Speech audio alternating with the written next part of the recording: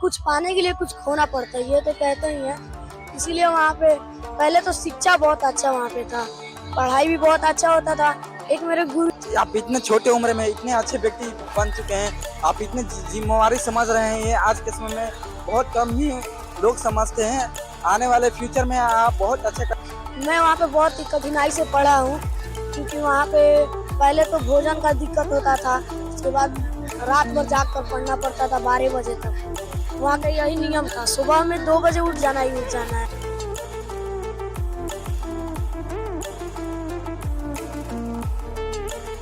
चलिए हम जुड़ चुके हैं छोटे बाबा के, और चलिए उनके पर सबसे पहले उनका परिचय लेते हैं कि आप क्या अपना परिचय देते हैं। चलिए बाबा परिचय देंगे अपना। मेरा नाम आदित्य कुमार चौबे है, मेरे पिताजी का नाम श्री दशरथ चौबे है, मैं भीमपुर गांव का निवासी हूँ। आप मेरे को बताएंगे आप इतने छोटे उम्र में कितने अच्छे बाबा के रूप में आज निकल चुके हैं, क्या आप इनके बारे में कुछ बताएंगे, आपको कैसे इसमें आना? कि मेरे घर वालों का आदेश था कि आप पढ़े, आगे बढ़े, आचार्य बने, इसलिए मैं एक गुरुकुल में गया जो वृंदावन में स्थित है। वहाँ के देख रेख में मैं इतना पढ़ा हूँ। चलिए आप आगे बताएंगे कि आप गुरुकुल में गए हैं, आप छोटे उम्र में आपके घर वाले भेजे, ये कोई आम बात नहीं है, ये बहुत बड़ी बात है, क्योंकि एक छोटे उम्र में किसी को कुछ अलग ही लाइन में मिल जाना, उनके जीवन को एक अलग ही रूप लेके चल जाना। तो क्या आप इसके बारे में कुछ बताना चाहेंगे कि मैं वहाँ पे बहुत ही कठिनाई से पढ़ा हूँ, क्योंकि वहाँ पे पहले तो भोजन का दिक्कत होता था, उसके बाद रात भर जाग कर पढ़ना पड़ता था 12 बजे तक। वहाँ का यही नियम था, सुबह में 2 बजे उठ जाना ही उठ जाना है। आप इतना कठिन परिश्रम करते थे वहाँ के, क्या आप मुझे बताना चाहेंगे? हाँ यही तो है, कुछ पाने के लिए कुछ खोना पड़ता है, ये तो कहते ही हैं। इसीलिए वहाँ पे पहले तो शिक्षा बहुत अच्छा वहाँ पे था, पढ़ाई भी बहुत अच्छा होता था।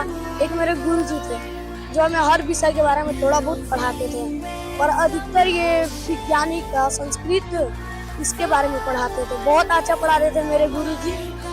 और चलिए आपका ये डायलॉग बहुत मुझे अच्छा लगा कि कुछ पाने के लिए खोना पड़ता है, तो सबसे बड़ी बात है, क्योंकि कुछ भी पाने के लिए तो कुछ से कुछ खोना पड़ेगा ही। चलिए आप इतने छोटे उम्र में एक बाबा के रूप धरिए, आप कितने जिम्मेवारी के साथ थे, क्योंकि कई लोग तो ताना मारते रहते हैं, जैसे कि आप यहीं पे खड़े हुए थे तो कई लोग आपका मजाक खास कर रहे हैं, तो हम लोगों ने देखा, उसमें बहुत सोचा भी। तो आप इसके बारे में कुछ बताएं। देखिए, लोग का तो यही काम है, सब में फीस काटना। अब तो अपने लक्ष्य पर फोकस डालना ही पड़ेगा, क्योंकि हमारे घर में कोई कमाने वाला नहीं है। कोई कमान, सब लग रहा है आपकी ऊपर जिम्मेवारी आ गया क्या? हाँ, अकेला एक मैं ही भाई हूँ घर में। मेरे पापा जी है जो थोड़े बूढ़े हो गए, तो वो काम थोड़ी ना कर पाएंगे। मेरे 6 शिक्षक है। आप इतने छोटे उम्र में इतने अच्छे व्यक्ति बन चुके हैं, आप इतने जिम्मेवारी समझ रहे हैं, ये आज के समय में बहुत कम ही लोग समझते हैं। आने वाले फ्यूचर में आप बहुत अच्छे करेंगे, मुझे विश्वास है। चलिए आपका उम्र बताइए ना बाबा। मेरा 11 साल उम्र है। आप 11 साल में एक छोटे बाबा बन चुके हैं। चलिए और कुछ अपने विषय के बारे में बताइए, आपको कुछ अपना रिलेटेड बताइए। ऐसे तो मेरे पे बहुत ही बोझ है, क्योंकि पापा बूढ़े हो गए, तो काम सब मेरे पे आ रहा है। सबसे छोटे हैं हम घर में। अच्छा, आप कितने भाई हैं, कितने बहन हैं? हम एक भाई है, 6 बहन है। एक भाई 6 बहन, ये तो बहुत कठिन बात है। एक भाई 6 बहन का बोझ लेकर चलना, और आज के समय में तो देख ही रहे हैं दहेज प्रथा, ये क्या क्या प्रथा है, इसमें तो खर्च करके आदमी भी मर जा रहा है, इतना उसका जमीन जायदाद सबको बेच देना पड़ रहा है।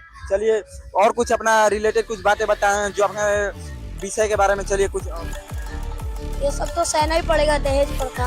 अभी 3 दीदी का शादी हुआ है और 3 बाकी है, तो एक का अब होने वाला है, इसी का भी दबाव है। अभी तो आप कमा नहीं रहे हैं, तो अभी तो बाहर पढ़ाई कर रहे हैं, आने वाले समय में 5-10 साल बाद आप कुछ और बेहतर बनेंगे, लेकिन आप इतने कम शादी फिर कौन कराया, उतना खर्च कौन उठाया? अब पापा है, धीरे धीरे हो रहा है।